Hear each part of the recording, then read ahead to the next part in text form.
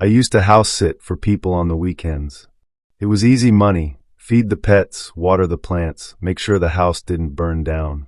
Most of the time, the owners left me snacks and access to their streaming services, so it wasn't a bad gig.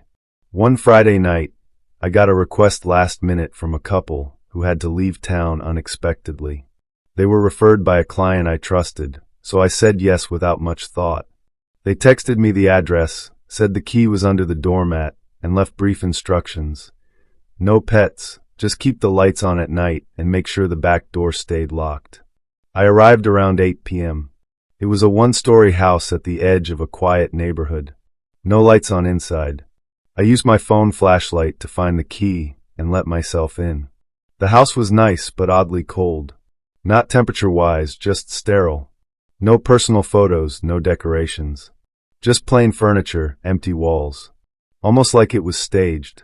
I settled in, made some tea, and put on a show. Around 10:30, I did a quick walk through to check doors and windows. Everything was locked. Then, just before midnight, I heard it. A thud. From the hallway. I paused the TV and stood still. Silence. I told myself it was just the house settling. Old pipes. Something mundane. But then it happened again. Louder. Closer. I got up and walked down the hallway, flipping on lights as I went. Nothing. I checked the back door. Still locked. On my way back to the living room, I noticed something strange. A pair of shoes by the door. I hadn't seen them when I arrived. They weren't mine. I froze. Every instinct screamed that something was off. I crept to the door and checked the lock, still bolted. I grabbed my phone and texted the couple. "Hey, just checking. Did you leave anyone else here tonight?" No response. I stood there, heart pounding, staring at those shoes. And then I heard footsteps. Not mine. Inside the house. I backed into the kitchen and grabbed the biggest knife I could find. I called the police. Whispered my location. They told me to stay quiet and stay on the line.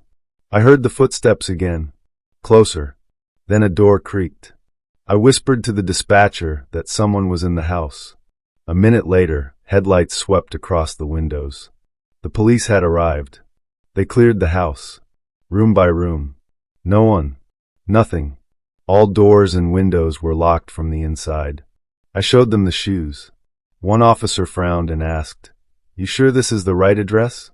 I opened the text. Read the number out loud. The officer typed something into his tablet, then looked at me. "This house is vacant. It's been on the market for 3 months." My stomach dropped. I checked the message again. The address was correct, but when I scrolled up, the number that sent it was different from the one I had saved. A spoofed number. Someone pretending to be the couple. They had sent me to a random empty house, and someone had been inside. I didn't sleep for 2 nights. I still have no idea who sent the message, or what would have happened if I had stayed longer. But now, every time I get a new house-sitting request, I double-check. And triple-check. Because I'm not going to be lured into the wrong house again.